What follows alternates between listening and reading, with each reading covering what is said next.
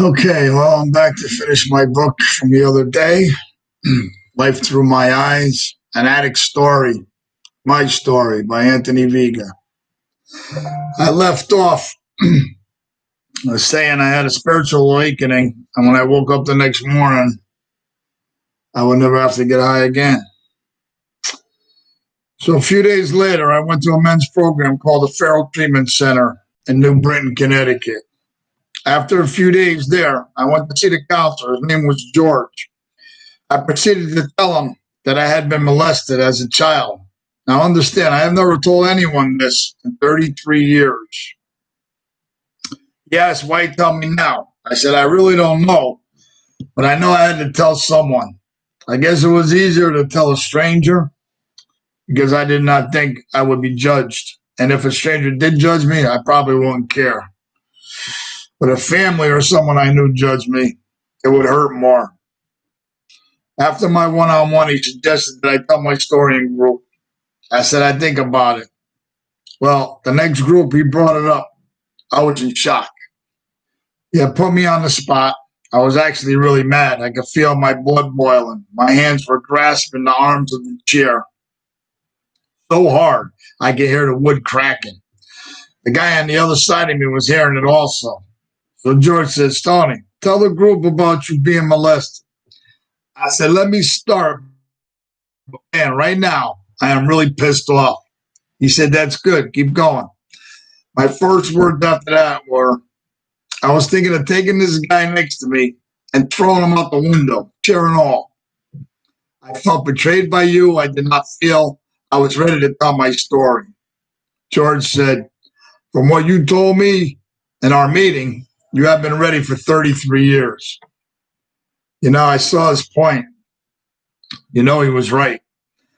I was ready. After group day, the guy next to me said, I'm really glad you did not throw me out the window. I think you could have by the look on your face. I had a week left in this program when my bondsman called. I said, you have a failure to appear. I'm like, what? A public defender did not tell the judge that I was in rehab. So I had to leave the program to go turn myself in. When I walked into the police station, I was treated with the utmost respect. I've never experienced this before. They were usually knocking me around because I had a wise mouth. I was in and out in about an hour. Remarkable. I was used to being in there for days. I head back to the rehab to finish my last week. From there, I would go to the halfway house back at Rushford. My cousin Vinny came to pick me up and give me a ride. It was actually his birthday. We stopped on the way and he bought me breakfast. That was awesome. We were born 2 days apart. We spent every birthday together. I would only spend one more with him. Very, very sad. I got settled in at the halfway house. I was able to go to work, and every night we would have meetings. One night at the meeting, people would come in from around the area to join in. Anyway, one night a girl comes over to me and says, your name is Tony, right? I said, yeah. She said, you do not remember me, do you? I said, no, sorry, I do not. She said, we were partying one night, and you borrowed my car, and you never came back. I asked if she ever got her car back. That's not funny. She did, and we never saw each other again until now. I apologized, and we laughed about it. To this day, I cannot remember that night, and I am sure there are many more. After about 2 months or so, my friend Bill was in the process of opening a sober house and asked if I wanted a room. Absolutely, I said. I moved in around April of 1999. I would work all day roofing. Then I'd go to a meeting every night. I would give the other guys in the house a ride if they didn't have a car. 7 months after I moved in, I was sentenced to 9 months in prison. They wanted to give me 2 years. People stood up for me, and others wrote letters. So the judge says 9 months, starting now. I wasn't ready. I turned to my left. I threw my keys to one of the guys at the sober house and asked him to drive it back for me. And away I went. It was November 16th, 1999. Excuse me. They bring me to Whaley Avenue, New Haven, Connecticut. There I would stay until I finished going to court in Meriden. for more charges. In Maryland, I got sentenced to 3 years. The judge told me, and I quote, "You are a day late and $1 short in your recovery." I was so mad. Sentence me for my crimes, but don't ever tell anyone they are too late to recover. She had no right to say that to me. I got transferred out of Whaley on my 40th birthday. I always said I will not make it past 40. I've been saying that since I was 16. And if I did not get clean when I did, I probably would not have made it to 40. It's my birthday and I'm walking into Walker, level 5 Supermax prison in Suffield, Connecticut. Happy birthday to me. I was supposed to be there for a couple of weeks. I got stuck there for 2.5 months. 23-hour lockdown, all because they couldn't find my Hamden High School record that I graduated. I never read a book in my life until I went to prison. What else was there to do?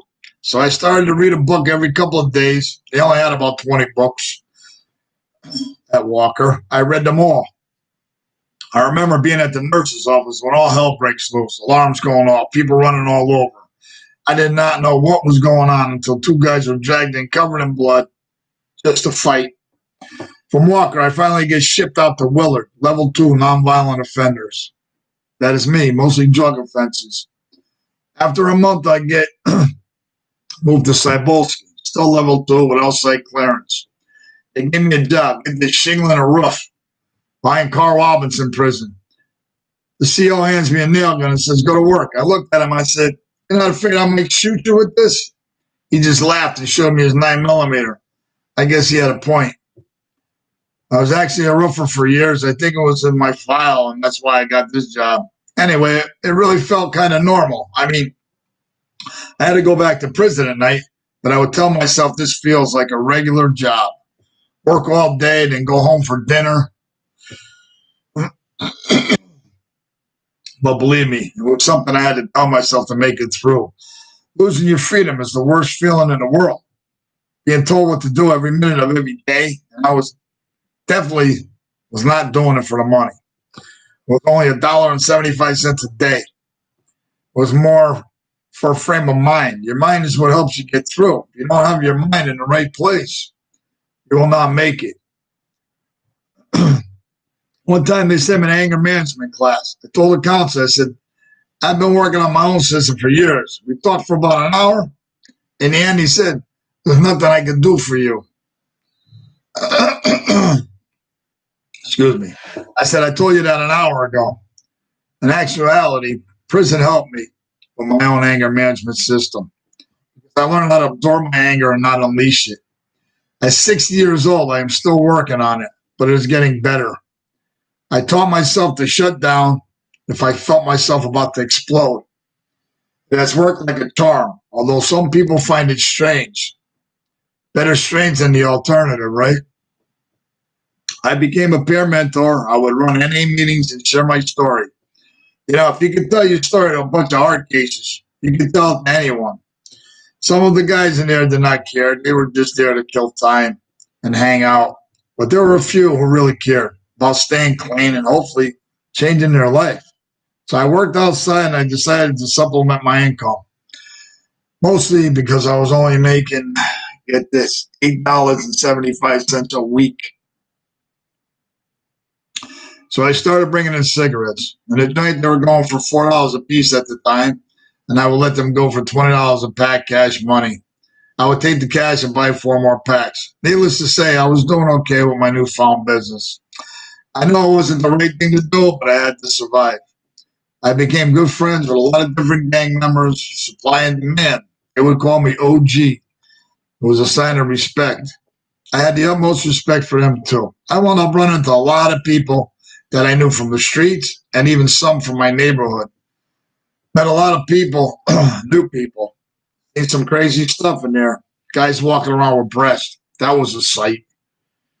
I seen a bunch of fights. Some drawn out, some ended in just one punch. I had forgotten something one day and was confronted by this huge muscle bound guy inside my dorm. I looked him straight in the eye and I said, "If I wasn't me, I'd probably be intimidated." He thought for a moment, then he stepped aside and let me by. We became friends after that, great friends. For some reason, when someone tries to intimidate me, I get mad, not scared. I have been like this all my life. I will not back down from anyone. I have no fear of death, so what do I need to fear? I remember one time these two guys had a fight over the microwave that got broken up. Later that night, one of them heated up some baby oil in the microwave, walked by the other person and doused him with the oil. It was bad. It burned right through the guy's t-shirt and onto his chest. He wound up in the infirmary. The other one went to the hole. The hole is another name for solitary confinement. Never seen either one of them again. It's getting close to getting out. Parole goes to my house for a 15-day early release program approved. Let me step back a moment. I got a ticket for using the phone on the outside clearance to call my mom in the hospital. The LT cannot produce a phone record, so I beat the ticket. Now, as I was saying, come up to be released. The same LT went on vacation and did not hand in my paperwork, so I could not get out early. A few days later, my sister calls the prison stating that my dad was in the hospital, not going to make it through the night. I have to wait to get a transport to go see him. They actually asked me if I wanted to see him in the hospital or go to his funeral. I looked at him and said, "What do you think?" "I want to go to the hospital." It's like 9 o'clock in the morning. I paced the floors for hours. Waiting for a transport, I was really starting to lose it. When my counselor came in and asked what was wrong, I explained. He left the dorm and my transport was there 10 minutes later. They took me to the captain's office. He proceeds to put me in full restraints. That means legs shackled, waist, wrists cuffed, black box. Now these cuffs were so tight that in the end, I would have indents in both my wrists for 3 days. He was a good friend of my enemy, the LT. That explained a lot. I get to the hospital, everyone's staring, of course, looking at me all chained up. I did not care what people thought. I wasn't there for them. I was there for my dad. He put me in a wheelchair because I was faster than trying to walk. We made it up to my father's room. My whole family had to wait down the hall while I went in to talk to my dad. I went to his bedside. I said, "I love you very much, and everything is going to be okay." I stood there holding his hand for the rest of the hour I had, talking to him. I said goodbye, and I went back to the prison. About 9 o'clock that night, I got a call from the chaplain's office. I got called to the chaplain's office. They told me he had passed. My blood was boiling because I should have been out already. This is something I can never get back. I thank God I never saw that LT before I got out. I know me. I would have done something stupid, like grab her by the throat. But then I would still be in prison today. I got out 9 days later. My sister picked me up and took me out to eat. A real cheeseburger I ate. Boy, did that taste good. I was 225 pounds when I walked out of prison, 180 when I went in. I gained a few pounds. We got to my parents' house. I was wearing sweats. That's all I had. My nephew let me borrow some clothes and went to see my mom at the Arden house. She was not doing well. She had lost half her leg due to diabetes. She was on dialysis for years. We were happy to see each other, and she was glad that I finally got out. I spent just under 2 years in prison. Now I have parole for a little over a year, then 3 years probation to boot. I got out on a Saturday, so my parole officer on Monday started work on Tuesday, and I've been working ever since. I think I seen my parole officer maybe 3 times. I was working a lot of hours, so he said, "Just call me if anything changes." He was a nice guy. He knew I was doing the right thing. 48 days later, after I got out, my mom passed away. She stopped her dialysis. She said she had no quality of life anymore. I believe that she really stopped because she missed my dad. You see, he died on their 54th wedding anniversary. People thought it was sad. I thought it was beautiful.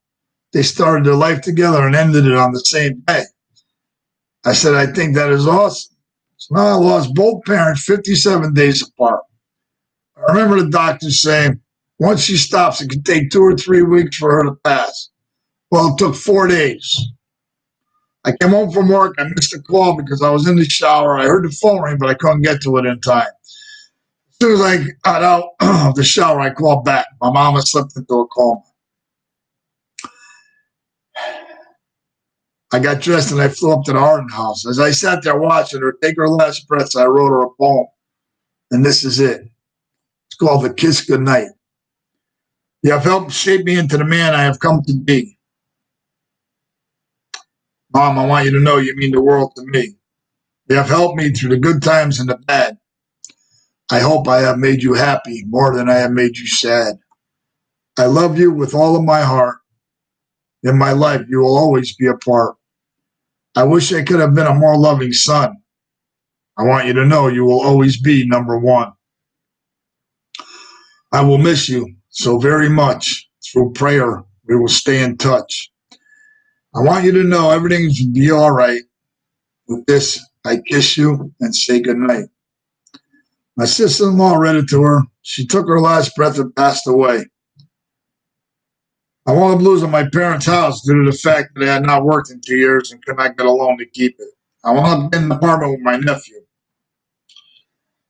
I was working downtown New Haven when the planes hit the Twin Towers. I'll never forget that day. I was working on the brownstones, redoing some window sills. You can see the TV on. All of a sudden, the first plane hit. I was not sure if I saw it right. Then another one hits. We ran over to the truck and turned on the radio to listen to some news. It was terrible, very sad and angry at the same time. I had never seen such devastation before. We kept watching until they collapsed. That is something I will never forget. I'm sure no one will. We took the rest of the day off. After that, things were different. It took a while to get back to normal. I do not know if they ever really did. About 16 months later, I just got to the shop. I got a phone call from my aunt. She told me my cousin Vinny passed away. I was in shock, very unexpected. I told the boss I had to leave. You see, Vinny was more like my brother. We were 2 days apart. We did everything together. I was lost. My heart was broken for the third time in 19 months. I lost the three closest people in my life. I did not know if I could make it through his wake and funeral, but I did. That was January 29th, 2003. 2.5 years later, I met my ex-wife, August 2005. I met my ex-wife. I was looking for a garage to keep my car in. I just bought a 2003 Nissan 350Z. What a beautiful car. The color was Daytona blue with black interior. My brother bought me a custom car cover for it. It was awesome. Anyway, I was looking for a garage and seen an ad in the paper. So I called and talked to the landlord. He said a woman was renting a house but could not afford to rent, so he told her he would reduce the price if she didn't want the garage. So that is what she did. I go to meet him and check out the garage. It was perfect size for my car. I told him I would take it. He said the woman in the house was nice, and if I ran into her, that her name was Sherry. I said, okay, thank you. The following weekend, I was there cleaning out the garage and put it in one of them electric garage door openers when she happened to come home. I seen her, I said hello, and I think I scared her because she walked right into the gate. I went about my business. After a short while, she came over and said hello. I told her I rented the garage to keep my car because my nephew had all his landscape equipment in ours. Excuse me. That I would not be here every day. I asked if she wanted to go for a ride, that I would be here Sunday to bring my car, my 350Z, and put it in the garage. She said she wasn't sure. I said, okay, I'll talk to you later, and I left. I came back on Sunday. I was finishing up sweeping and about to put the car in when she came out and said, okay, let's go for a ride. So we drove around for a few hours. I told her my story. We wound up talking all day and night. We exchanged numbers. I was actually working down the street from her house, glazing windows. She actually, she asked where. I told her showed up. She showed up on the job. It's funny because she was looking all around for me. And she said, I can't see you. I said, where are you? Or she said, where are you? I said, well, look up. I happened to be in a lift 50 feet in the air. She said, I just stopped by to say hello on my way to work. I told her that was very nice, and I would call her later, so off she went. We wound up spending every minute we could together. We were engaged by Thanksgiving and married on Valentine's Day, which also happens to be my birthday. 2 months after we were married, she filed for divorce.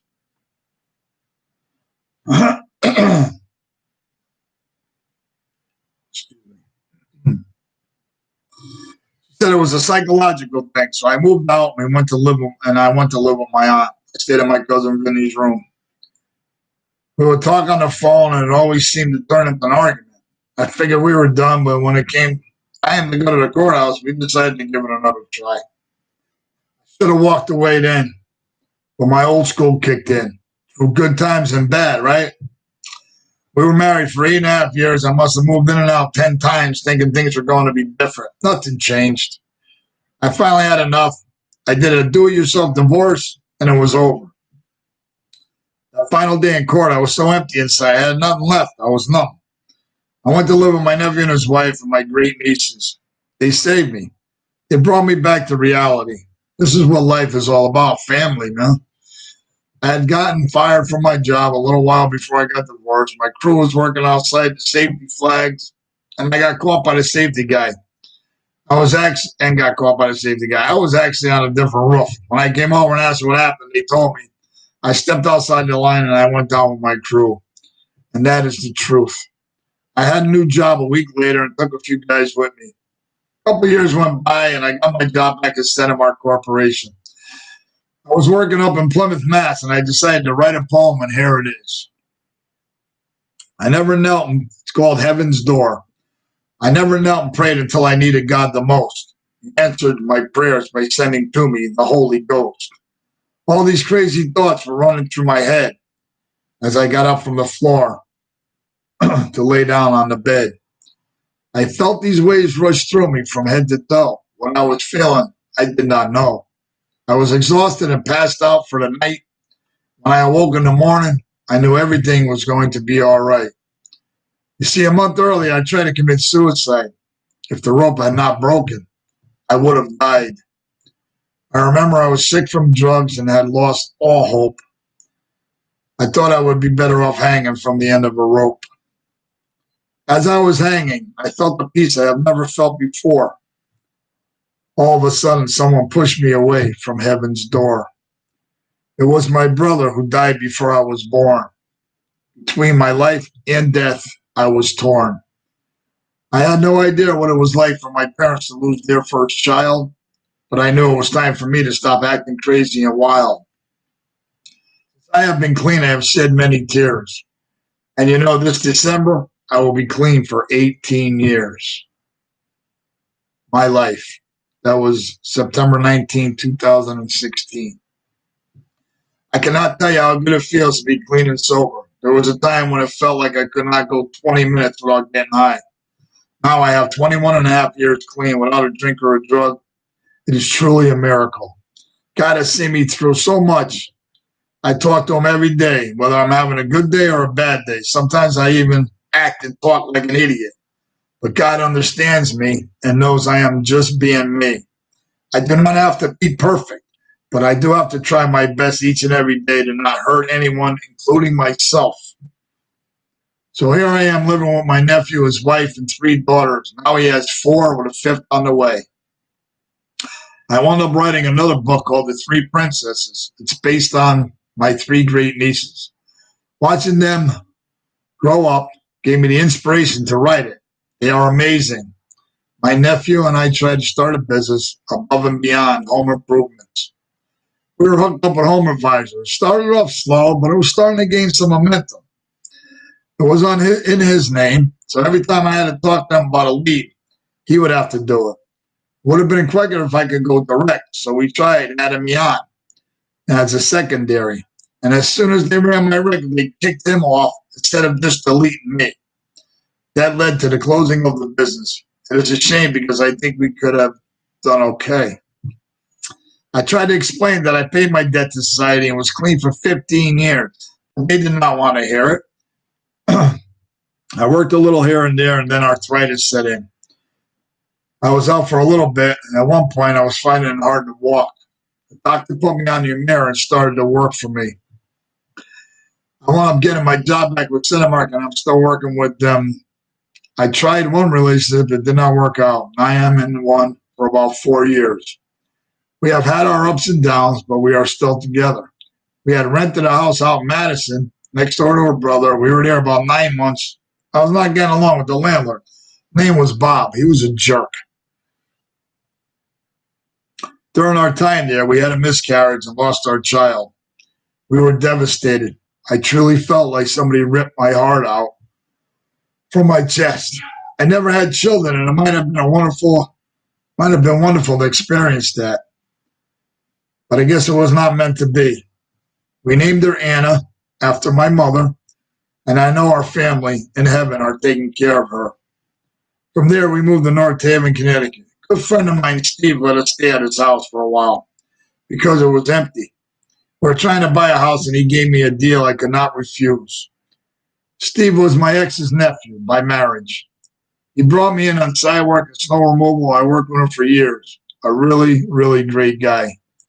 From there, we bought a house out in Woolkit. It was nice, 2 bedrooms, 1.5 bath, Cape bungalow, big stone garage. Needed a little fixing up. Not much, some paint, little odds and ends. Everything seemed to be going very well. We were there about 6 months or so. My boss and I were not getting along. We took a vacation down to Florida.